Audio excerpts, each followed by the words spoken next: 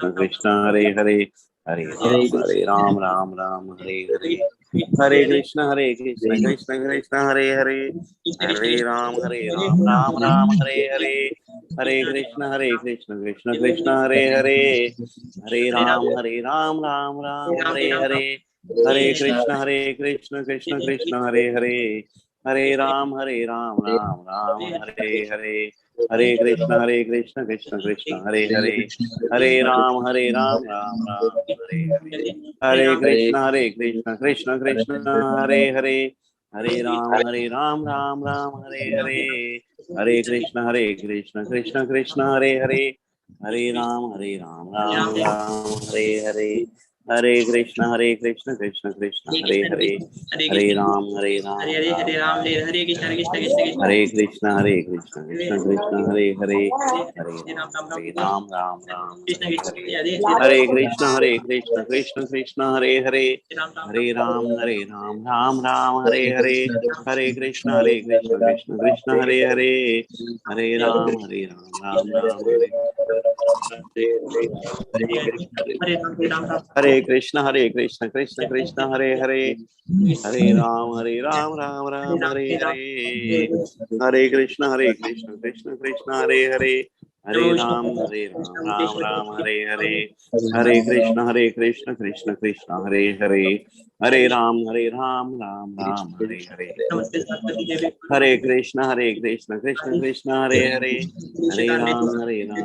राम हरे हरे,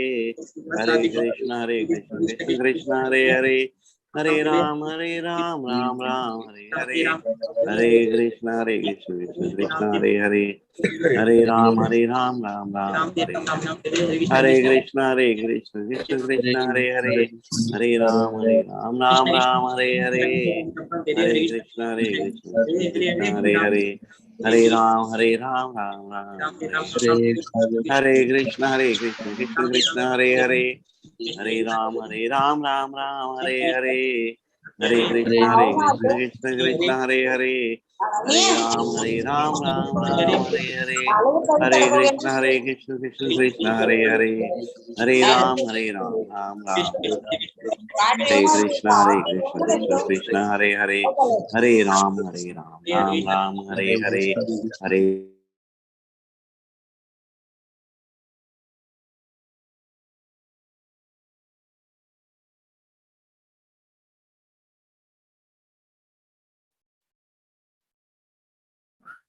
हरे कृष्णा। तो आज के जपा सेक्शन में आप सब लोगों का हम स्वागत करते हैं और आपका बहुत बहुत धन्यवाद कि आप इस सेशन में हम सबके साथ आए। आज प्रभुपाद जी का जो कोट है वो मैं पढ़ूंगा। If your consciousness is absorbed in Krishna you are always a sannyasi. Letter to Jayananda September 29, 1967।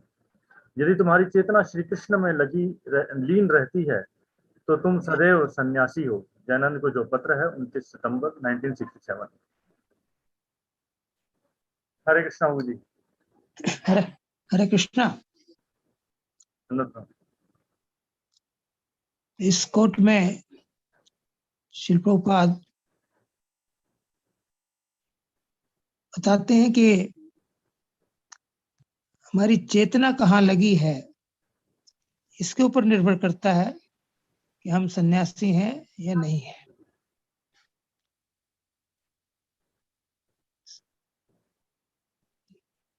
Nineteen 1967 ये कोट है। 1966 में इस्कॉन की स्थापना हुई थी और जब तक प्रभुपाद जी रहे प्राय उनके ब्रह्मचारी, उनके सन्यासी, उनके गृहस्थ आश्रम में ही रहते थे। ऐसे बहुत कम गृहस्थ थे जो जो आश्रम से बाहर रहते थे। आज स्थिति अलग है। इस्कॉन काफी फैल गई है, प्रचार हुआ है। विशेषकर भारतवर्ष में अधिक भक्त आश्रम से बाहर है। लेकिन बात चेतना की है। हम आश्रम से बाहर रहें या आश्रम के अंदर रहें, यदि हम हमेशा कृष्ण के बारे में सोचते रहते हैं, उनकी सेवा करते रहते हैं, उनका प्रचार कार्य करते रहते हैं, तो कहीं भी हम हों, हम एक सन्यासी की तरह से ही हैं। खाली ड्रेस पहनने से सन्यासी की कोई सन्यासी नहीं हो जाता।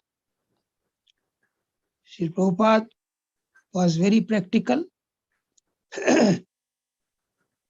उन्होंने अपने शिष्यों को जिसकी जैसी प्रवृत्ति थी उसी हिसाब से, के समय में बहुत सारे ब्रह्मचारी थे, गृहस्थ भी थे, कुछ सन्यासी भी थे, लेकिन सब के सब पूरी तरह कृष्ण भावना भावित आंदोलन को समर्पित थे। तो गृहस्थ में रहते हुए भी उनका चिंतन भगवान श्री कृष्ण के बारे में ही था।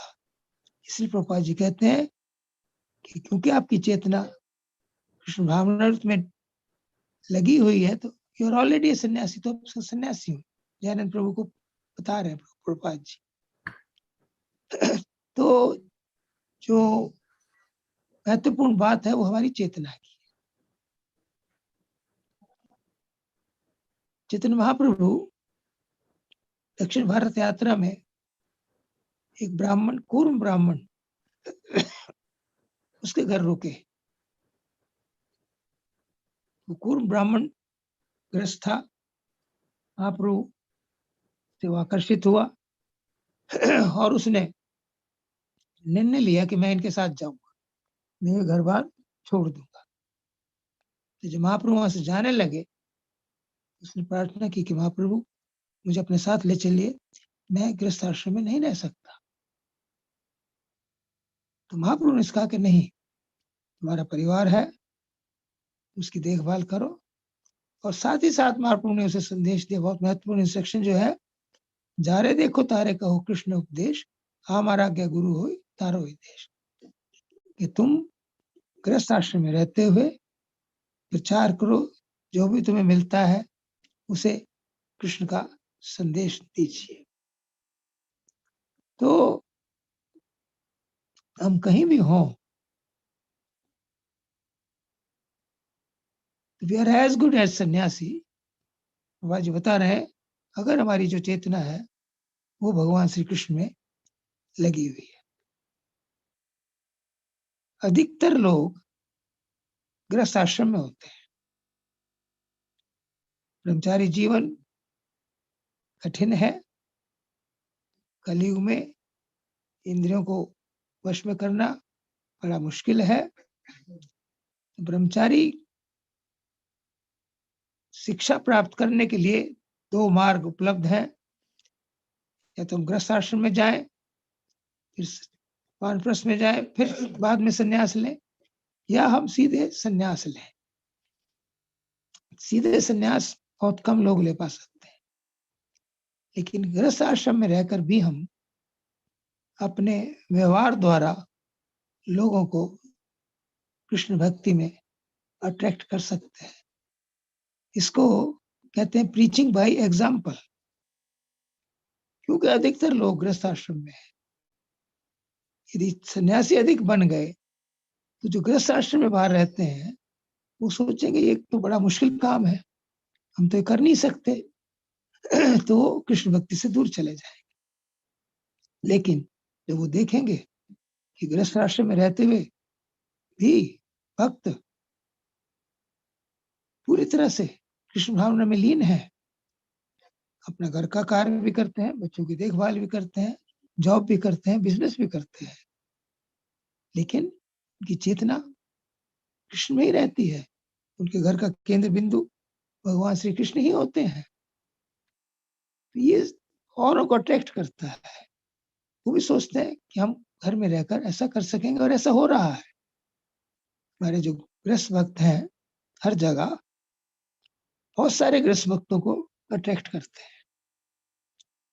तो गृहस्थ आश्रम एक पवित्र आश्रम है। 2 शब्द हैं, गृह मेधी और गृहस्थ आश्रम। आश्रम का मतलब है भगवान की प्राप्ति के लिए स्थान, चाहे वो ब्रह्मचारी आश्रम हो, गृहस्थ आश्रम हो, संन्यास आश्रम हो, वानप्रस्थ आश्रम हो। इन चारों आश्रमों में मेन लक्ष्य भगवत प्राप्ति होता है। और गृह मेधी का मतलब है जो व्यक्ति भौतिक प्रगति करना चाहता है, भौतिक दृष्टि से हर प्रकार की सुविधा प्राप्त करना चाहता है, जिसके जीवन का लक्ष्य eat drink and B Mary है, खाओ पियो मजे करो, उसे गृह मेधी कहते हैं। लेकिन जो भगवान की भक्ति में लगा हुआ है उसे गृहस्थ आश्रम कहते हैं, वो गृहस्थ आश्रम में है। तो अतः पुंभी द्विश्रेष्ठा वर्णाश्रम विभागशा स्वानुष्ठित धर्म से संसिद्धि हरितोषण। किसी भी आश्रम में हो, कोई भी कार्य कर रहे हो, उसका लक्ष्य है संसिद्धि हरितोषणम, भगवान श्री कृष्ण की प्रसन्नता के लिए हम कार्य करें। तो हर आश्रम सफल है, हर आश्रम का उद्देश्य पूरा होता है। तो मेन एम है भगवान श्री कृष्ण को प्रसन्न करना। और भगवान श्री कृष्ण प्रसन्न होते हैं जब हम स्वयं अच्छी तरह से भक्ति करते हैं, उनकी चेतना में लीन रहते हैं और औरों को भी उनकी चेतना में लगाने का प्रयास करते हैं। That is called preaching. Preaching हमने बताया 2 तरह से है, direct preaching and preaching by example. Direct हम प्रीच कर सकते हैं, लोगों को बता सकते हैं। दूसरा है कि हम अपने एग्जाम्पल से लोगों को भक्ति में अट्रैक्ट कर सकते हैं। गोपियां कोई बहुत बड़ी प्रीचर नहीं थी, फिलोसफिकली वो लोगों को नहीं बताती थी कुछ, लेकिन उद्धव जैसे ज्ञानी व्यक्ति को उन्होंने अपने व्यवहार से, अपनी जीवन शैली से, अपने कृष्ण के प्रति समर्पण से, अपने कृष्ण के प्रति अनुराग से उस महापंडित को, उद्धव को भगवान श्री कृष्ण ने भेजा इसलिए था। उद्धव बृहस्पति का शिष्य है, विष्णु नाम प्रभु मंत्री, कृष्ण से दयित सखा, साक्षात बृहस्पति शिष्यो उद्धव बुद्धि सत्तम। 4 गुण श्लोक में उद्धव के बताए गए हैं कि वो विष्णु का बहुत अच्छा मंत्री था, विष्णु नाम प्रभु मंत्री, कृष्ण से दयित सखा और कृष्ण का घनिष्ठ मित्र था। साक्षात बृहस्पति शिष्यो, बृहस्पति का शिष्य था, ज्ञान उन्होंने बृहस्पति से प्राप्त किया था। और उद्धव बुद्धि सत्तम, और बहुत प्रखर बुद्धि थी, लेकिन उनमें भक्ति नहीं थी।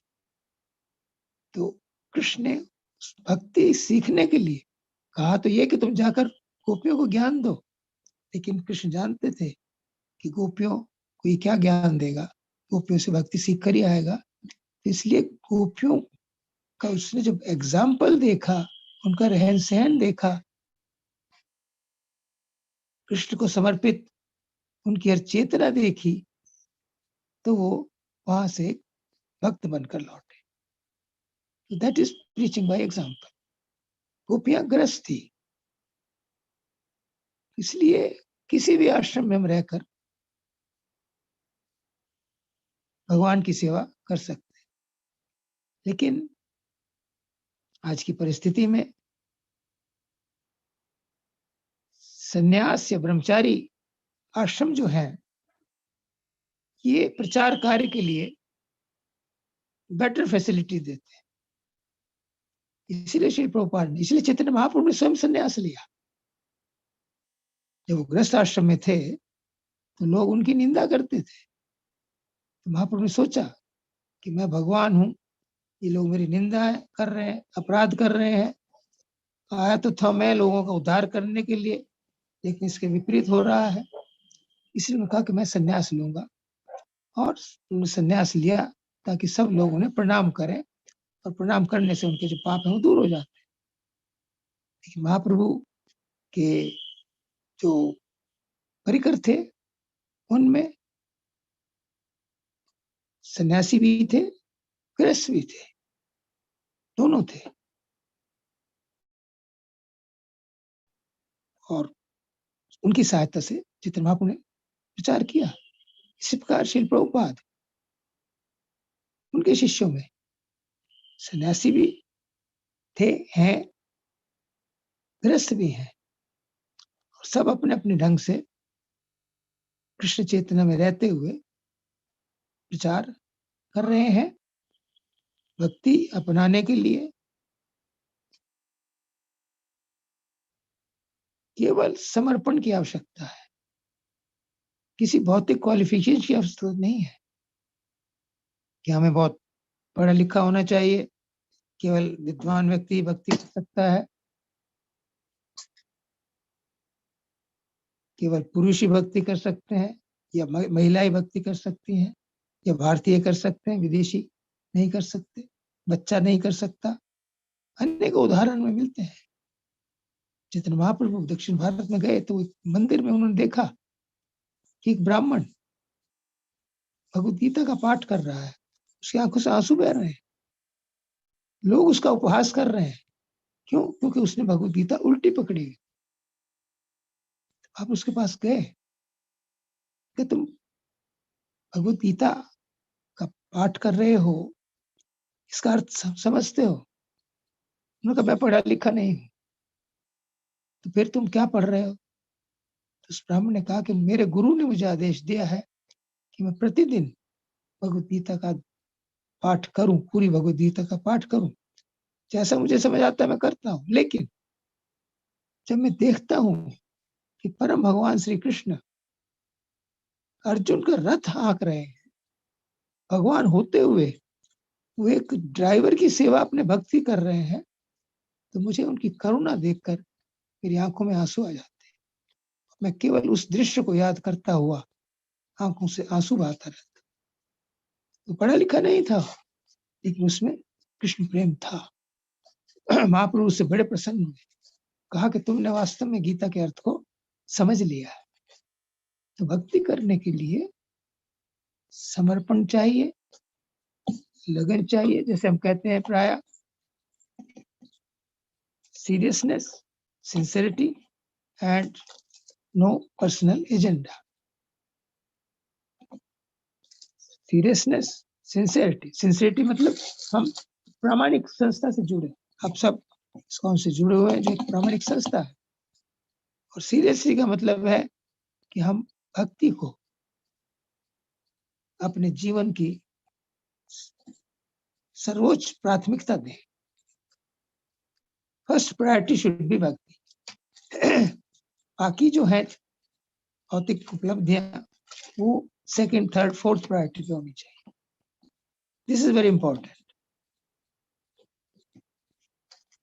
प्राय भौतिक जगत में क्या होता है, सारा टाइम हम भौतिक वस्तुओं को, भौतिक पोजीशंस को उपलब्ध करने में बिताते हैं, और थोड़ा बहुत समय मिला तो कभी बार त्योहार को मंदिर में चले गए, जोत बत्ती कर ली, वो भी इस मांग के साथ कि भगवान मेरी इच्छा पूरी कर दो। Not like that. First priority should be भक्ति एंड नो पर्सनल एजेंडा। और भक्ति से हम कुछ मांगे नहीं, भौतिक वस्तु की मांग ना करें। यदि इस प्रकार से हम भक्ति करते हैं तो हम किसी भी आश्रम में हो, कृष्ण उससे प्रसन्न होते हैं और हम भगवान की सेवा कर सकते हैं। यदि हमारी चेतना कृष्ण में पूरी तरह से लगी हुई है, जैसा प्रभुपाद जी कहते हैं, तो we are as good as sannyasi. सन्यासी का मतलब यही है कि जिसने अपना सारा जीवन भगवान की सेवा के लिए समर्पित किया है, उसने अपने पर्सनल अचीवमेंट कोई नहीं रखी है, दैट इज अ सन्यासी। भौतिक उपलब्धियों से, भौतिक संबंधों से जिसने सन्यास ले लिया हो और केवल पूरी तरह कृष्ण को जो समर्पित हो, तो ऐसे सन्यासियों की भी आवश्यकता है। वो प्रीच करते हैं। इसलिए महाप्रभु ने संन्यास लिया, सन्यासी थे उनके उसमें। इसी प्रकार श्री भक्ति सरस्वती ठाकुर ने भी संन्यास की प्रथा को फिर से चलाया ताकि वो प्रचार अच्छी तरह से हो। और प्रभुपाद जी के शिष्यों में भी सन्यासी भी हैं, गृहस्थ भी हैं। मुख्य बात चेतना का है। हमारी चेतना क्या है? तो हम यदि हमारी चेतना कृष्ण में है पूरी तरह से, हम किसी भी आश्रम में रहकर भगवान को प्रसन्न कर सकते हैं और अपने जीवन का लक्ष्य प्राप्त कर सकते हैं। श्रील प्रभुपाद ने जो हमें साधन दिया है, बड़ा सरल साधन है। 16 माला का जप, 4 नियमों का पालन, भक्तों का संग और प्रचार कार्य में जितना हो सके हम हाथ बटाएं, जितनी हमारे पास सुविधा है, जितना समय है, और अपने परिवार को भक्त बनाएं। कृष्ण को अपने घर का केंद्र बिंदु बनाएं। इस प्रकार हमारी चेतना हमेशा कृष्ण के साथ जुड़ी हुई रह सकती है और हम किसी भी आश्रम में हो, गृहस्थ आश्रम में रहते हुए भी we are as good as sannyasi. तो प्रभुपाद जी ने हमें कृपा करके हर साधन, सरल उपाय उपलब्ध कराया है जिससे हम भगवान को प्रसन्न कर सकते हैं। हरे कृष्णा, धन्यवाद, thank you. Hare Krishna, thank you प्रभु जी। हमें एक स्पेशल मंत्रा मिला कि हमारे को भक्ति में सीरियसनेस, सिंसियरिटी और नो पर्सनल एजेंडा, जो आपने कहा, और हम इसको फॉलो करेंगे तो एक तरह से जैसे सन्यासी का जीवन है वो इसी तरह से हो जाएगा, जो कि आज हमने ये जो कोट है उससे सुनने को मिला। और एक बड़ा बढ़िया एग्जाम्पल जो है वो उद्धव का हमें देखने को मिला। कई बार हमारे को अपने नॉलेज के ऊपर बहुत ज़्यादा अभिमान हो जाता है, लेकिन जब कोई सिंपल सा डिवोटी जो सिंपल सी भक्ति कर रहा हो, जब वो हमारे सामने आता है तो वो हमारे अभिमान को वैसे ही तोड़ता है जैसे कि उद्धव को समझ में आया था। तो आज के ये कोट से बहुत बढ़िया से हमें ये बात समझ में आई प्रभु जी, थैंक यू वेरी मच। तो थैंक यू। हरे कृष्ण। अभी प्रभुपाद लीलामृत से हम पढ़ रहे हैं। पेरिस 9 अगस्त 1973। भक्तों ने प्रभुपाद के लिए सिटी हॉल में एक औपचारिक अभिनंदन का प्रबंध किया था। पेरिस के मेयर तथा उसके सरकारी सहयोगी पेरिस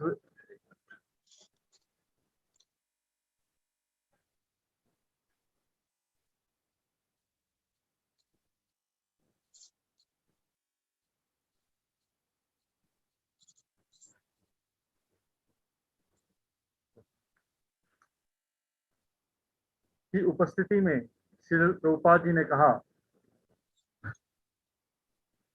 कि यदि सरकारी नेता नागरिकों को प्रामाणिक ईश्वर चेतना की शिक्षा नहीं देते तो वे उत्तरदायित्वपूर्ण नेता नहीं है। अगले दिन समाचार पत्र में एक संवाददाता ने इस भाषण को छापते हुए लिखा कि स्वामी ने नेपोलियन बोनापार्ट की तक की आलोचना की। भगवान, हम 4 रियू ले शोर पेरिस के नए मंदिर में हॉल ही में प्रविष्ट हुए थे और हमने राधा कृष्ण की 48 इंच मूर्तियां प्राप्त कर ली थी। तो प्रद्युम्न से मंत्रोच्चार कराकर मूर्तियों पर नैवेद्य डाल रहे थे और स्वयं व्यासासन पर बैठे बैठे देख रहे थे और निर्देश दे रहे थे। मैं उसकी सहायता कर रहा था। एक बार जब मैं मुड़ा तो देखा कि प्रभुपाद ठीक मेरे पीछे बगल में खड़े थे और वस्तुओं को अपने हाथ में लेकर श्रीमती राधा रानी के कमल जैसे मुख पर लेप कर रहे थे। जब मूर्तियां वेदी पर स्थापित हो चुकी तो प्रभुपाद ऊपर आए और आरती समर्पित की और मैंने उन्हें सामग्री देते हुए उनकी मदद की। स्थापना के बाद हम श्री प्रभुपाद के कमरे में गए और उनसे उत्सुकता पूर्वक आग्रह किया कि मूर्तियों का नामकरण कर दें। वे अपनी कुर्सी पर बैठ गए और बोले, ये मूर्तियां राधा पेरिशेश्वर कहलाएंगी। फिर वे कहने लगे कि भारत के लोग शिक्षा के लिए तो इंग्लैंड का सहारा लेते हैं, किंतु इंद्रिय तृप्ति के लिए पेरिस आते हैं। वे हंसने लगे और कह उठे कि कृष्ण जहां पेरिस में इसलिए आए हैं कि उन्हें कुछ गोपियां कुछ फ्रांसीसी तरुणियां मिल जाएं, क्योंकि पेरिस की स्त्रियां के मुखमंडल अत्यंत सुंदर माने जाते हैं। राधा रानी इतनी सुंदर है जैसे कोई पेरिस की बाला हो, और कृष्ण यहाँ पर सबसे सुंदर गोपिका की खोज करने आए हैं, अतः वे पेरिस ईश्वर हैं। श्री प्रभुपाद लंदन आ गए और यहाँ आने पर उन्हें बंबई से एक आपातकालिक फोन प्राप्त हुआ। गिरिराज चाह रहा था कि प्रभुपाद जी स्वयं आकर श्रीमती एन से जुहू भूमि की खरीदारी का मामला निपटाएं। गिरिराज ने एक नए वकील श्री बाखिल की सलाह ली थी, जिसका विचार था कि समझौते के लिए प्रभुपाद जी की उपस्थित रहना आवश्यक है। इस्कॉन के एक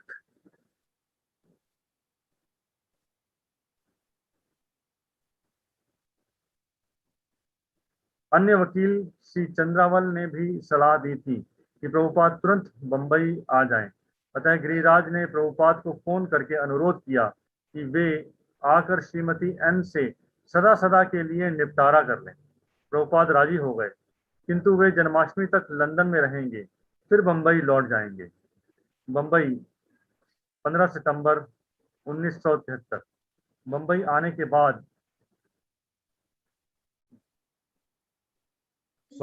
बाद अगले दिन प्रभुपाद श्रीमती एन के सॉलिसिटरों से मिले और उनकी शर्तें सुनी। स्थिति कुछ आशाप्रद लगने लगी थी, किंतु निष्कर्ष का पता फिर भी नहीं चल पा रहा था। श्रीमती एन मंदिर तोड़वाने के अपने प्रयास के विरुद्ध जनता की प्रतिक्रिया के कारण बदल चुकी थी। उसने अपने वकील से कह रखा था कि यदि प्रभुपाद भूमि का एक बार में शेष पूरे 12 लाख रुपए का भुगतान कर दे तो वह स्वीकार कर लेंगे।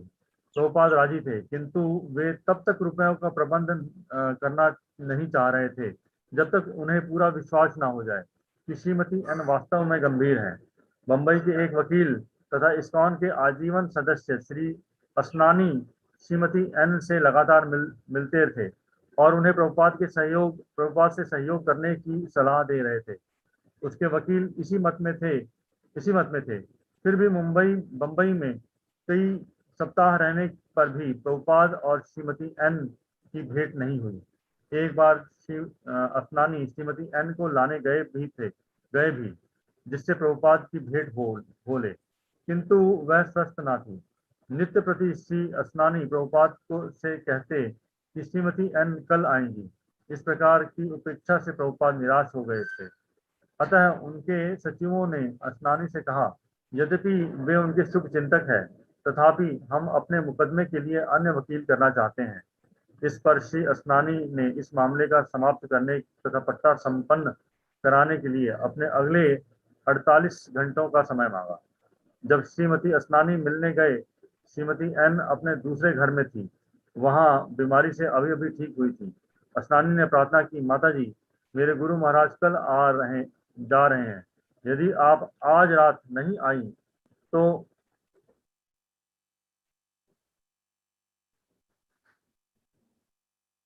जमीन का मामला